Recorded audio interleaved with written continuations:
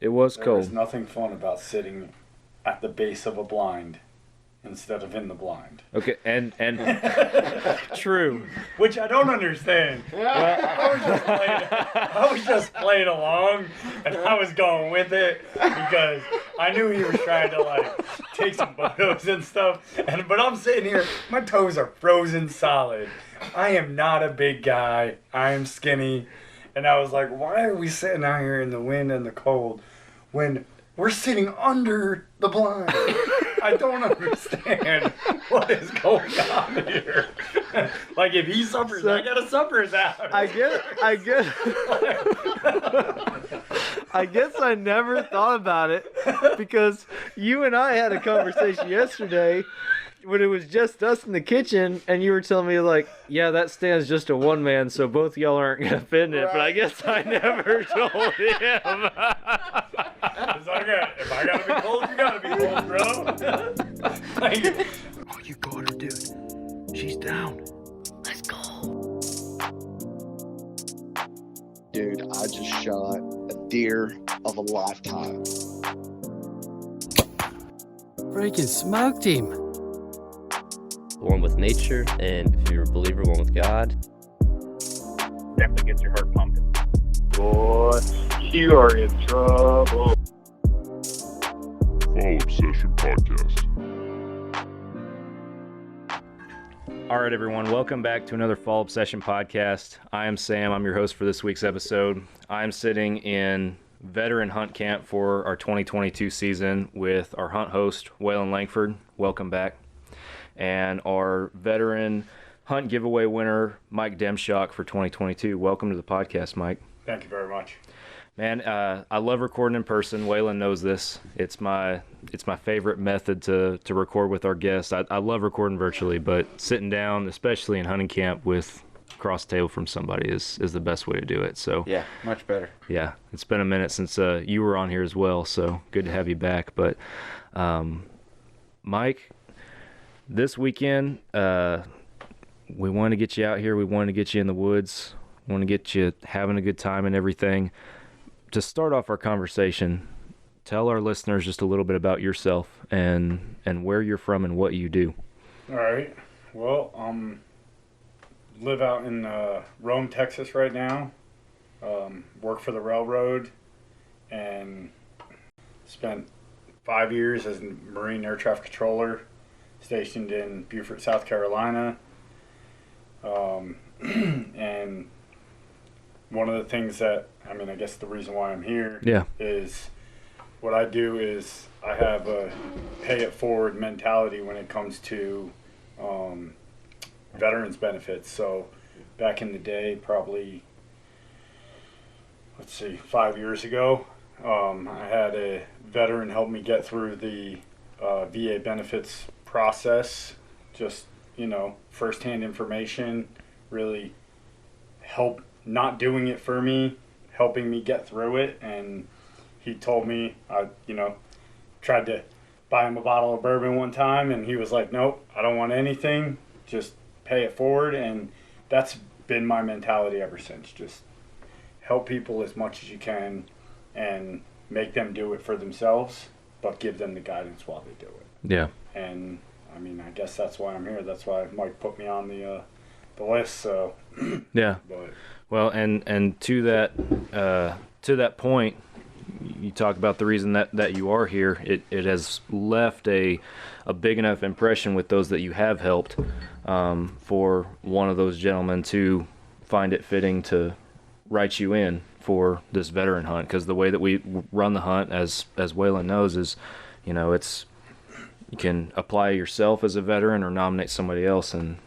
we had another gentleman nominate you, which was really, really cool. And I know his nomination said a lot about you, and it's a very cool thing that you're doing. And from my understanding, that whole process of, and I have zero experience with it myself, but that, the VA process and everything like that is very, can be very challenging if you don't know what you're doing. yeah, it could be a little convoluted. There's a lot of things that veterans need to know or they need to do, or, sometimes it's just as simple as knowing the keywords that the VA is looking for when you go in and do your claims. And you could have all the issues in the world, but if you don't use the right wording, then you get denied for stuff. And that's kind of what it's all about, is using the experiences that I have to help those other veterans and make it easier for them to get through the process. Yeah. Right. And then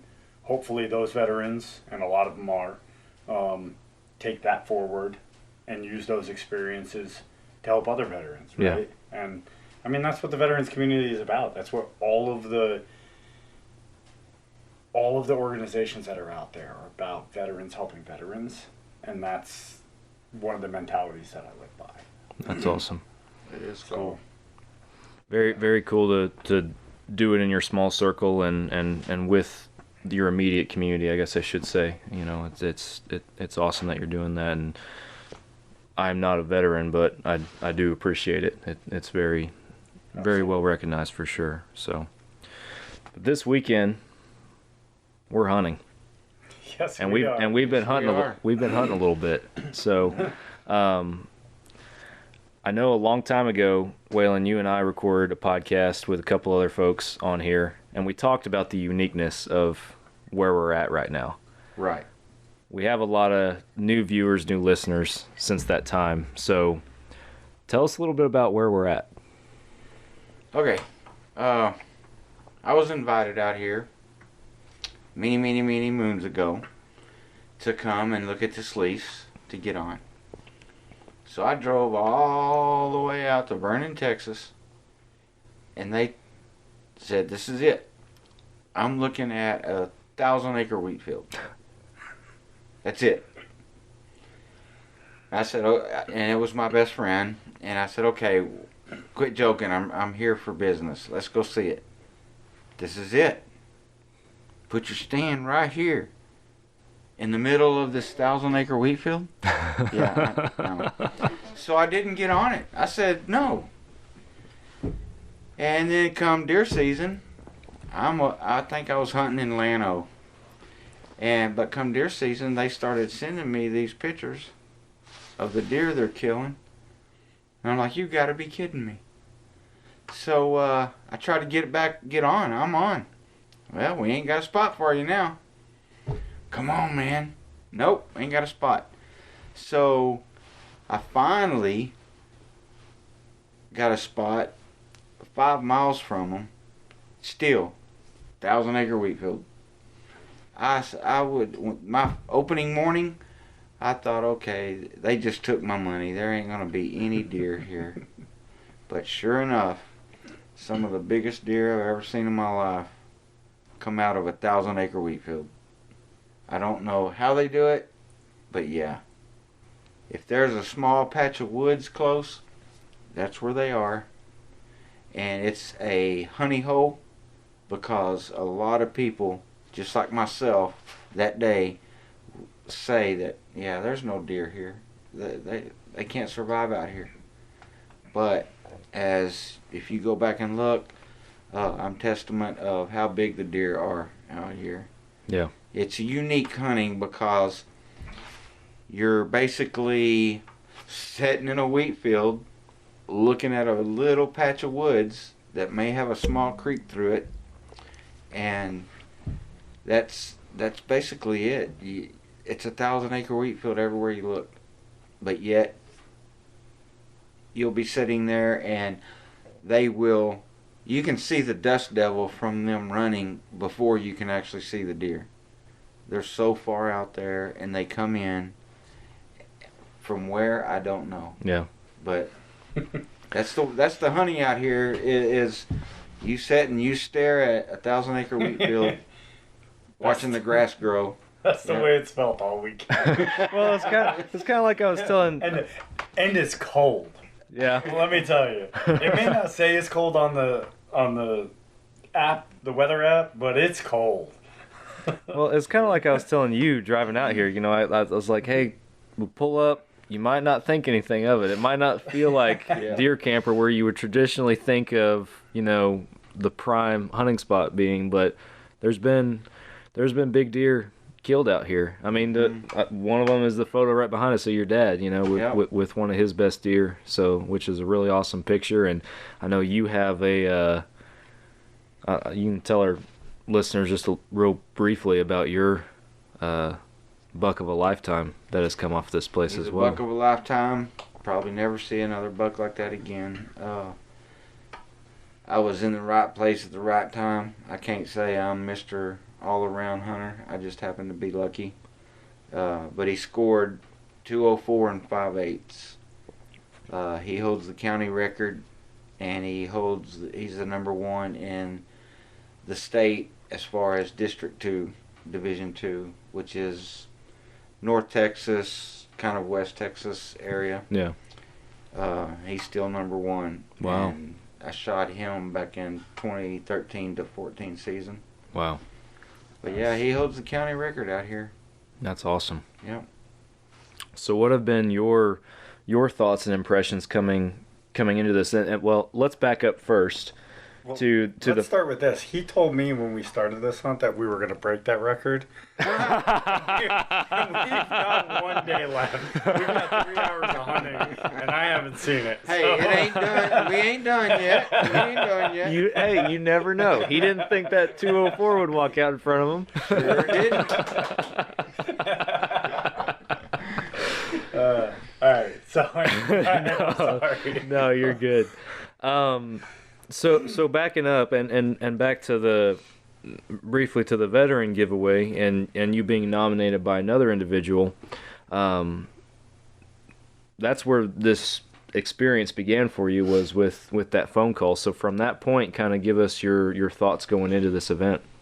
Well, it was kind of weird because, like, I was talking to Waylan earlier today about it, and I was like, he was asking me, you know, what I thought, and I was like, well, when I talked to Mike about it, when he had nominated me originally, I really didn't know much about it. He just kind of offhanded, you know, said, hey, I put you in for this thing, and I was like, all right, well, you know, I never win anything. Yeah, whatever. I'm not the guy that wins stuff. Yeah. Especially hunting stuff. I'm the world's worst hunter. Like, it's a fact. And you want a 200 deer? Yeah, hey. So I got the phone call and I was like, all right, well, I guess, sure. I just got to figure out how to get off of work, right? So I ended up getting off of work and, you know, set it up. You live literally like 20 minutes. It's on the way out here. Yeah, Drives by my house every day when he comes out, or every time he comes out here, or anytime he comes out this way. He's got to drive by my house, so picked me up at my house, and the guy that put me in, he helped me set my rifle in before I came out here, which was nice. I haven't sighted that rifle in probably 3 years. It's been a long time since I've been hunting. Do a lot more tactical shooting and handgun shooting and stuff like that. Go to ranges, go out to my sister's ranch, so on and so forth, but not a lot of hunting. Yeah. A little bit more sport shooting, I guess we would call it. But so I went out, sighted the rifle in, and, you know, kind of got my gear together, and, you know, now here we are. Yeah. Well, he probably told you right off the bat, this isn't a 5-star You know what? outfitter. This is know? way better than what I expected. Well, that was going to be my question is, what did you expect? Yeah. Well, was you thinking hunting lodge with a big fireplace? No. You know, chefs. I was expecting like a little. A tent. No, I was. Well, he said it was. He didn't say it was a tent, so I was expecting. I was like, all right, well, you know, it's some double wide out on some dude's property with no heat and no electric. I should start telling people it's a 10 next year. That way they get they're So here we pleasantly are surprised. at the Taj Mahal. No. Yeah, if you tell them it's a tent and they come out here and say, Yeah. oh, this is a house. Hey, that makes us look even that much better. Exactly. No. Last guy kept complaining about how cold it was. Let me tell you, it's cold. All right. I'm a cold dude. I think it was 50 today. Yeah. No, inside the house. Inside the house. Now you're not making the house sound so nice. I mean, it's what, 60 years old, probably. Oh, Maybe a little older than that. Older than that, ain't it? Yeah. Yeah. That's if y'all can see it, that's the furnace. So Yeah. Which was put in just a few years ago. It worked great. But to your point, it's fantastic here. This is yeah. better than what you can imagine for, a hunting weekend cabin. Like, this is way better than I expected it. Well, when I was taking you for the first time to show you, okay, dropping you off to where you were going to actually hunt, and we were driving down that rock road, and I was like, yep, this is it. What were you thinking at that point? It's kind of hit or miss for me because I've hunted in different areas. I'm a really bad hunter. Let me start with that again. We're gonna have to touch on this here in a minute. So, But he keeps bringing that up. I know, I've yeah. been hunting in a lot of places. I grew up in New Jersey, so I've done the Northeast hunting, different type of deer, different type of hunting. You don't feed, you don't do any of that kind of stuff. My sister's got a ranch out in Graham. I've done hunting out there, and that's more this style hunting, but that's cattle ranch land, where this is farm wheat land. So, I mean, it's similar to what we do out in Graham, but it's not the same because the streams and stuff that you have running through the property here for the farms gives you those oases that you guys are hunting, those little islands of trees and stuff like that where you don't see that at my sister's property. Gotcha. But to get to the point of me being a really bad hunter, I haven't shot a deer in like probably 18 years. I'm not lying. And I've been hunting many, many times. That would have been nice to know. Not many like these guys, but I mean, it's probably been, I've been out on my sister's property. I've been here 12 years. I've probably been out there, I don't know, 7 or 8 times, and saw like maybe 7 or 8 doe the entire. We're sitting in the stand the first evening, which was a slower evening until, and we'll get to it here in a second, until that one deer showed up, and Mike's looking out the window and he just kind of quietly says, "No," something along, I don't remember exact words, but something along the lines of, "No deer, just my luck. I never see deer when I go hunting." And I'm like, well, we're going to have to change that this weekend. That's not going to fly.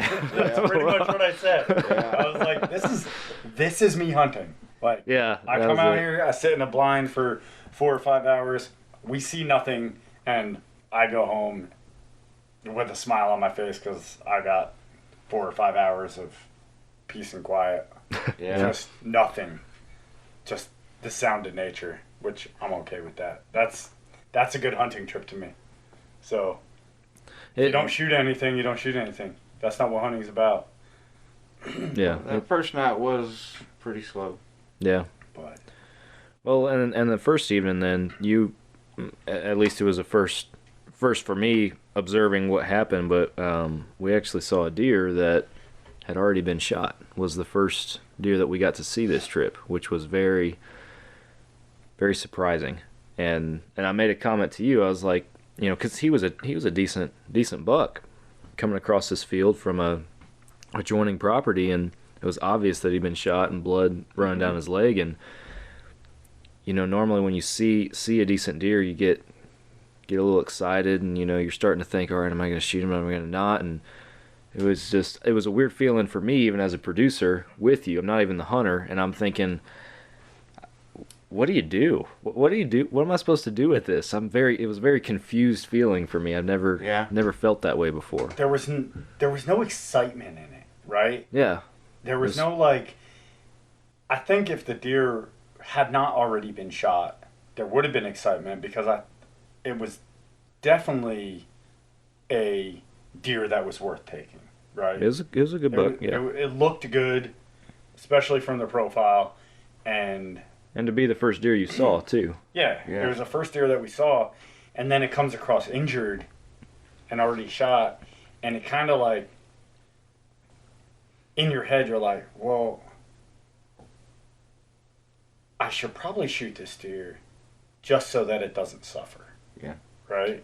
And that's what we're thinking the whole time that it's coming across, like, as it's coming into range is, you know what? That might be my one tag here, but it's the right thing to do. Ethical thing it's to do. the right thing to do is to take this deer. Yep. Yeah. And then, well, you got it. No, I'll let you tell that part.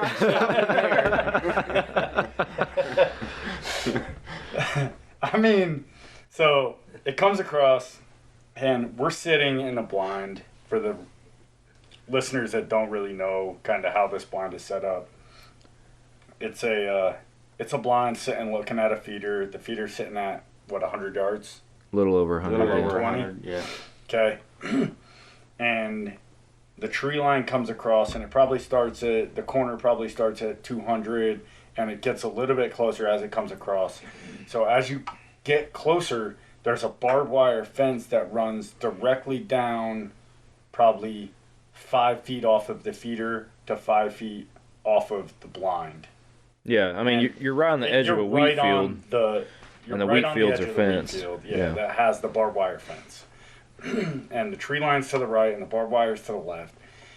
And this deer comes across, and it finally gets within, like, you know, a good solid, I'm not going to miss this shot, probably 120 yards. Yeah. 130. Somewhere in there. And I line up, I'm spot on, I take the shot, and this deer looks up and it goes like this, and I'm like, what happened? It didn't budge. It didn't even move. It didn't even know that I shot at it. And I'm still looking down the scope, and I can't see anything going on. And he takes his eyes away from the binoculars, and the barbed wire is just doing this. And he's like, and I don't even know at this time. And I'm like, what happened? And he's like, you shot the barbed wire.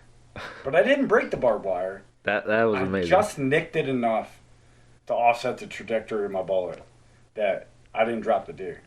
And then by the time I got a chance to even think about how insane that was and rack another bullet, the deer was gone. Yeah. So, unfortunately, I was not able to accommodate what that deer needed, but... Yeah. Well, it happens, and... We tried to do the right thing. I know I'm sitting in my truck, and ding, you know, the phone goes off, and I look at it, and I think it was... Yeah, he shot. It was a miss. He hit barbed wire, and my eyes light up, and I'm like, oh my gosh, now I'm going to have to go out there and splice some barbed wire. And then his next text was, oh, by the way, the barbed wire's fine. And I'm thinking in my head, okay, how do you hit barbed wire and it be fine? I was amazed. It's in the video. We watched the footage multiple times. You see this deer, he shoots, the deer doesn't budge, he just turns and looks at the blind, just like, seriously?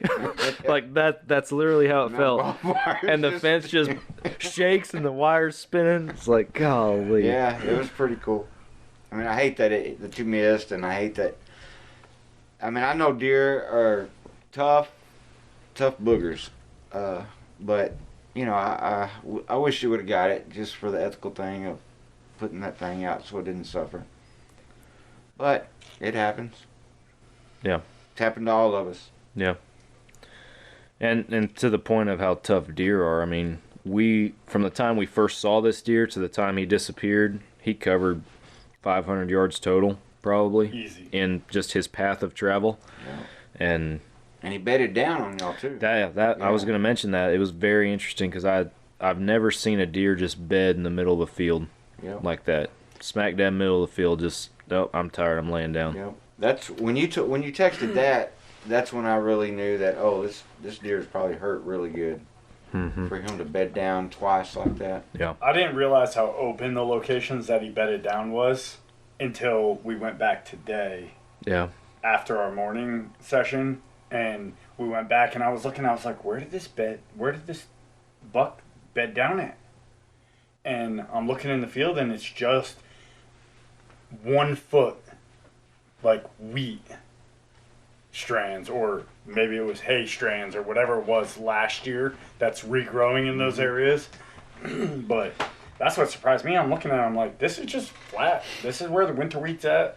The winter wheat's all green. Yeah. And there's a little bit of like the tan hay coming up. Yeah. From last year's seed or this summer's seed or whatever, and that's where he was bedding down at.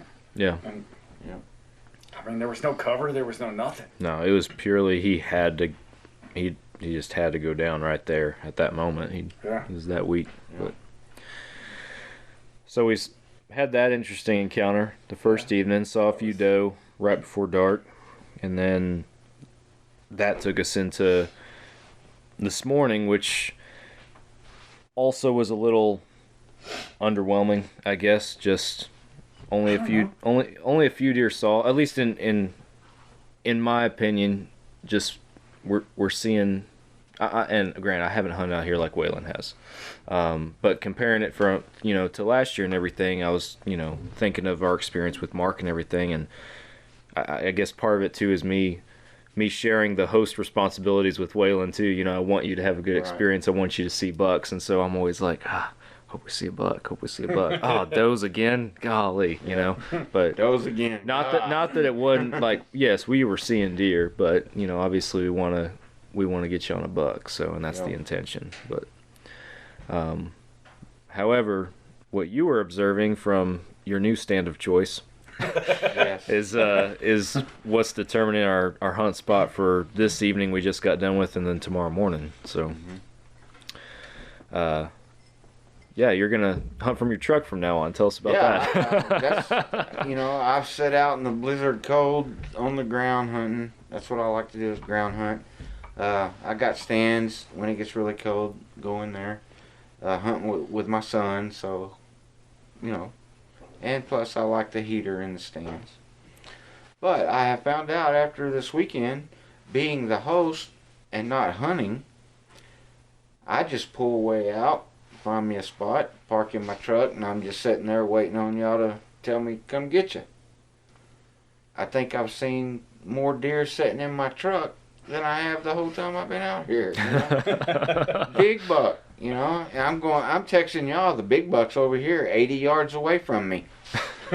And he didn't even care that I was sitting there smoking a cigarette.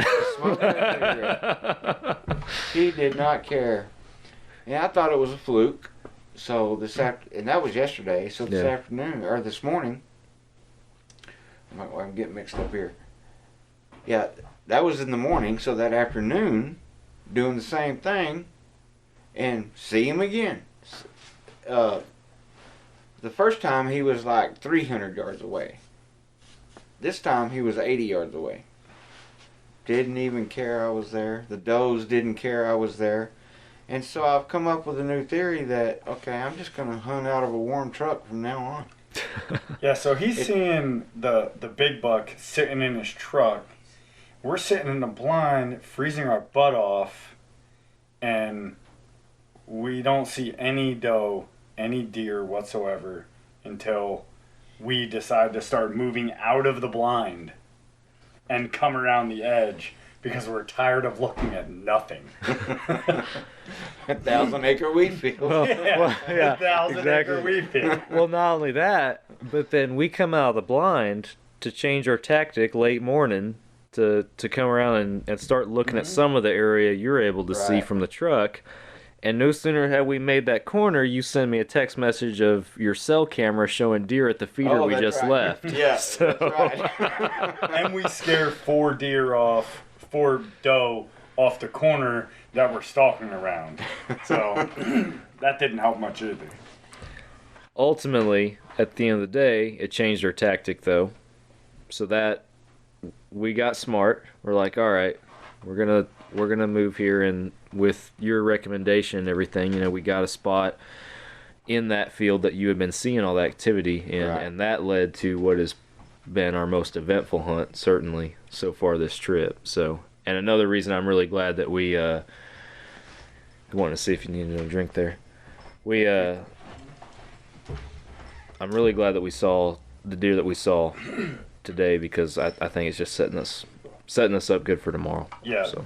This afternoon into, I guess this evening, Yeah. was definitely more eventful than we've seen since we've been Yeah. here. But it was cold. Let me tell you.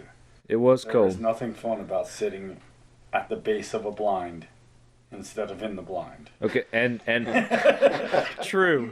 Which I don't understand. I was just playing along, and I was going with it because I knew he was trying to take some photos and stuff. But I'm sitting here, my toes are frozen solid. I am not a big guy. I am skinny, and I was like, why are we sitting out here in the wind and the cold when we're sitting under the blind? I don't understand what is going on here. If he suffers, I gotta suffer out. I guess I never thought about it, because you and I had a conversation yesterday when it was just us in the kitchen, and you were telling me yeah, that stand's just a one man, so both y'all aren't gonna fit in it. But I guess I never told him. If I gotta be cold, you gotta be cold, bro. It's all really a joke. I'm on top of the hill in my nice one truck. Filming y'all. Oh. I didn't think of that either. I never thought to tell you, man. I did. I was like, he's not gonna get any photos, but I'm not gonna freeze my butt off. I offered him the chair out of the blind.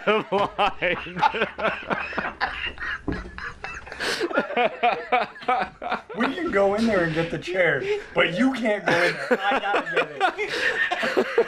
I never thought of this. Restricted access. You need the pin code.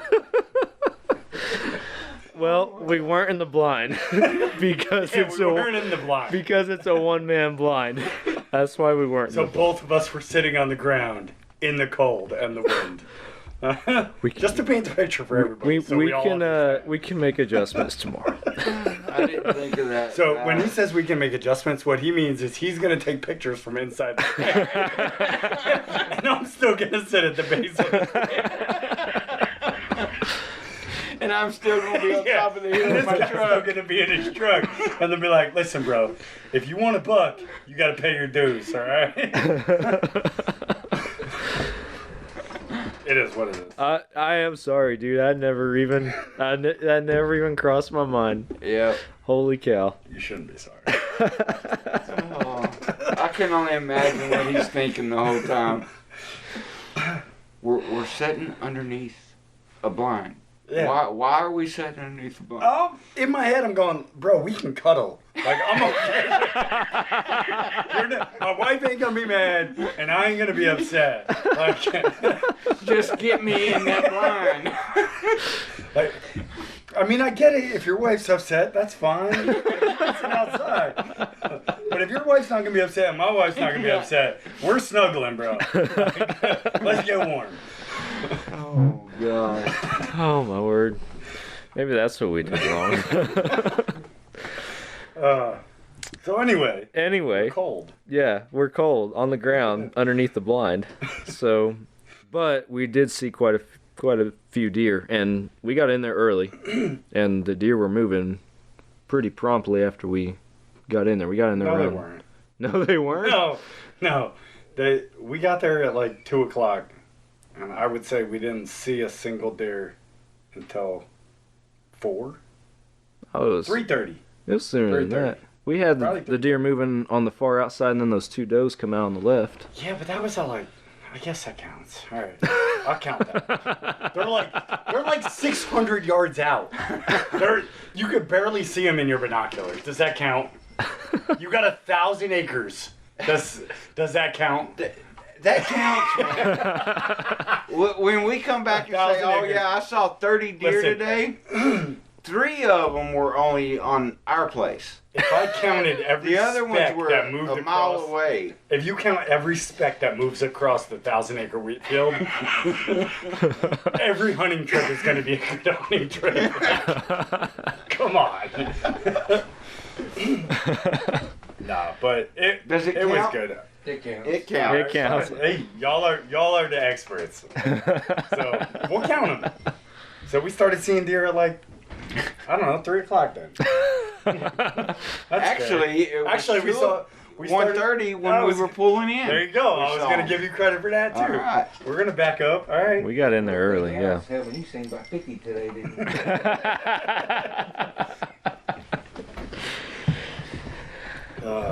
But yeah, so we started seeing deer. Most of them were on the other side, probably what's realistically out of range for most hunters, on the other side of the next field. Yeah. And there was a lot of movement on that side of the field. There was. And I think the biggest thing that made the difference in what we saw this evening was the number of bucks. Because leading into this hunt, we had only seen the one injured buck. Yep. That had been the only buck that we had laid eyes on. You had been observing the buck from your truck, but we'd only seen the one. So we saw more does, definitely, especially toward the end. There was a big group of does out there. It got really busy by 4:30. Yeah, the last hour and a half, it was solid activity all the way through. But started seeing smaller deer, 1 antlered deer. We saw 2 1-antlered deer tonight. I'm good, thank you. So wait, that started with the doe that came up from our left, from behind you. Yes, we had 2. We're sitting in the middle of a 1,000-acre wheat field underneath a blind, and we have deer coming in bow range. Yeah, which is amazing.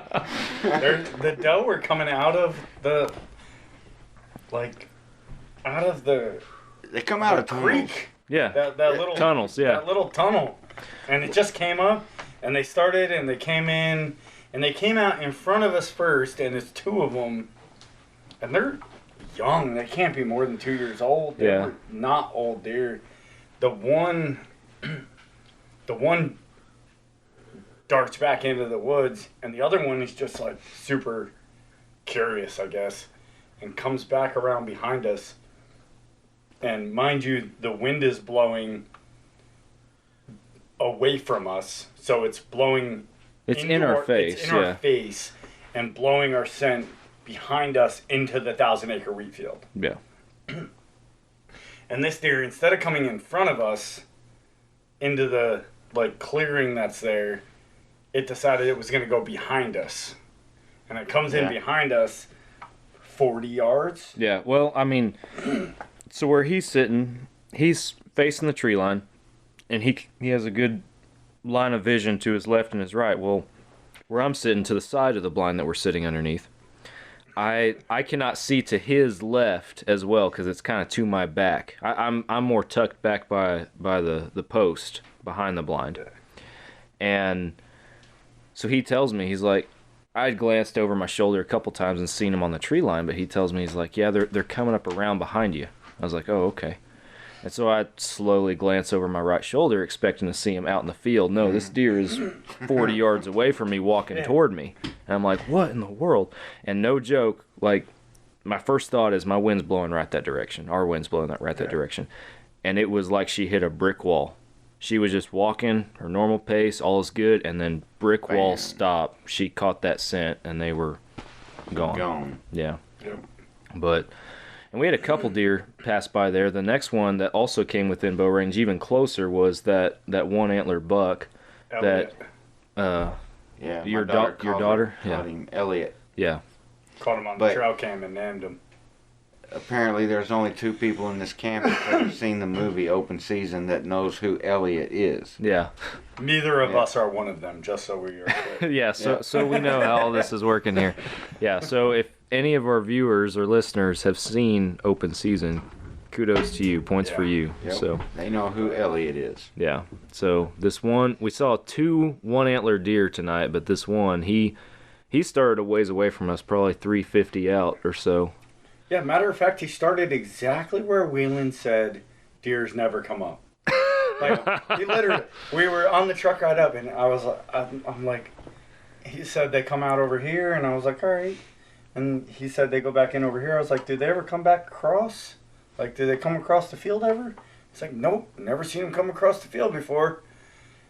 Well, Deer comes up right where Waylan said he's going to come up, comes across, walks the fence line a little bit, and then beeline right sure to us. than nothing, dude comes right across the field, right where Waylan said they never come. And I'm sitting there, I'm thinking in my head, I'm like, this is a joke, right? Deer comes right to us, 30 yards, Yeah. walks around, gets dead downwind from us, and Oh my God. he stood there for a while just kind of staring at us, took a few steps toward us, and then just walked away. He If didn't you were care. a bow hunter, like, Oh, if I was a bow hunter, well, that's you are a bow hunter. if I But was you're- bow but if I if you was were bow bow hunting hunting, that's underneath the like- blind, then yeah, That's that would have like been my the- opportunity. Yeah. Well, but I mean, just that deer's behavior on the fence line too. I made the comment to you. I was like, "That's what we need a buck to do," because before he got 30 yards away from us, there were plenty of shot opportunities. That's what we were hoping that Tons. any buck that came out would do what he did. So Waylan will get that one next year. maybe he's got potential. Yeah. So that wasn't the end of it. We saw plenty more bucks. Yeah. Kind of, I don't know. It was an eventful night. Yeah. Or an eventful evening hunt. We did not see or confirm see we saw some bucks chasing way off in the distance, but we did not see the target buck that you've had your eyes on a couple days now. So hopefully that's what will be different in the morning, is we might get a crack at that deer. So Yeah. that's what we're They'll hoping show for. up. We did have a 3-pointer and I guess a nice 8-pointer. Yeah. But it was a narrow 8-pointer sitting at the feeder at the same time. Yeah. So we had those, and just wasn't the right buck to shoot at the time. Yeah. But and then we had one guy scurry across the field that we didn't get a really good look at. I think that was our boy, Yeah. but we didn't have enough.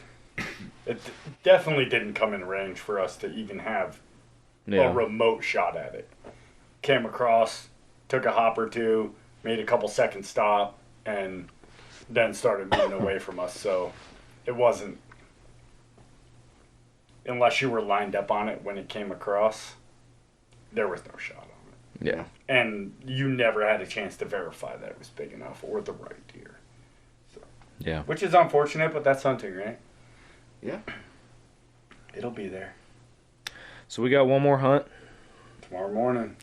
In typical, I guess what's becoming typical fall obsession fashion, we're going to bring it down to the wire every Right to time. the last So minute. that's what happened last year with Mark. We're going to take it down to the wire with you too. So I like it. hopefully we get it done. And I remember with Mark, it was hot. There's 2 days, and then on that third day, it was cold. It's gonna be cold. It tomorrow morning. was It cold. won't be that cold. It was cold both mornings with Mark. It was colder the first morning because I didn't turn on the heater. I about froze Mark out of that blind the first morning, and the second morning you were like, you can turn that heater on, right? I was like, okay. So the second morning we turned that heater and that blind on, and it wasn't as bad. But when Mark was down here, it was probably 20s and 30s were the lows, so it was Oh, that would be miserable. it was cold. I'm not a cold. And that wind was just blowing. That last When we took pictures with Mark with his deer, we took pictures with him we got a picture of him and Waylan, and then Waylan took a picture of Mark and I with the deer. I've never posted that picture of Mark and I because I look like a hobo with how many layers I have on and all the different colors. I got like 7 jackets on, this bright blue beanie because that's the only beanie I had with me. It was just I look like a homeless person. I was like, no, that's not going on the website. It was 45 this morning. I wore 4 pairs of pants out there. Hey man, you gotta do what you gotta do. That's what I did last year. So 50 when we walked out this morning to the truck and loaded our stuff up. It was 50. It was probably 45, 48 when we were at the blind. I know you keep saying how cold it is, and I'm like, dude, if you only knew. Man. Says the guy that was sitting in his truck. Yeah. I'll take 110 any day of the week. Oh, I'm the opposite, that kind of guy. I'm the opposite, but well, man, I hope that we have some luck in the morning. I'm looking forward to it. I think it's going to be a good hunt. We've been playing cat and mouse with the rain a little bit. Not that there's much to that game when it comes to rain, but we've been lucky that it's laid off as much as it has. But tomorrow morning, I think is going to be a good morning out there. So hopefully we'll get it done. But obviously we like to be recording a podcast in camp with a successful story. We did the best we could, but well, you'll have a successful follow-up. Successful follow-up, and the video will obviously show the success. Absolutely. So, yes, sir. And maybe we'll have to get cozy in the morning in the one-man blind. We'll see. So let me know. We're definitely going to take it. Hey, maybe if we get in the blind together, we'll be more comfortable. And since you always see the deer from your truck, maybe if you park right next to us. I got a better idea. Okay. Y'all get in the blind, and I'm getting in the truck. Yeah, the deer comes to the truck. Let's just leave him in the pickup. I'm just saying. Well, man, it's been fun having you out here. I look forward to this trip last year and again this year. It's always a good time to get out here and hang out, and we got other guys in camp with us this year too, which is even more fun in my mind. I know y'all aren't on the video or anything, but I appreciate y'all letting us record podcasts but share camp with you as your guests. So it's much appreciated. So thank y'all. But hope you get a big one tomorrow, man. And if you do, for sure, we'll be doing a follow-up on that one. So absolutely. But we enjoyed having you here and appreciate your, not to sound cliche, but appreciate your service to the military, and then also what you do for other veterans out there to help them as well. We really do appreciate that. So absolutely. I just want to say thank you to Sam and Waylan, the other guests here at camp. It's been a fantastic time. Even if I don't get anything, this was a weekend to remember. All right? I've had a fantastic time. I appreciate follow-up sessions and everything that y'all are doing for the veteran community. And hopefully y'all get a chance next year to do the same. Really great opportunity for everybody. Just for the veterans out there that are listening, remember, you are the ones that are going to be there for the other veterans, right? We are a community. Be there for each other. Doesn't matter what is needed. I mean, all these organizations, they're based around the same thing. Veterans, helping veterans get through things, all right? So whether it's helping somebody with issues that they're having or helping them get through their VA benefits or whatever it is, we're a team, we're a family, all right? So that's all. That's awesome. That's my motto. Yeah. Is we're here for each other. We were a family when we were in the military. We're a family now. Yeah. So it's just a bigger family because all the veterans are veterans from all the different services. Yeah. Right? Yeah. So awesome. Very well said. Thank you both. Yes, sir. You're welcome. Appreciate it very much. Absolutely. Waylan, thank you. Appreciate you. Yes, sir. We'll do it sooner rather than later next time. For our listeners out there, viewers, thank y'all for tuning in. If you haven't already, whatever platform you're listening on, be sure that you like, subscribe, follow, all that good stuff. We're on all major podcast platforms as well as YouTube and Carbon TV. Website is fallobsession.com. Go check us out, explore around on there.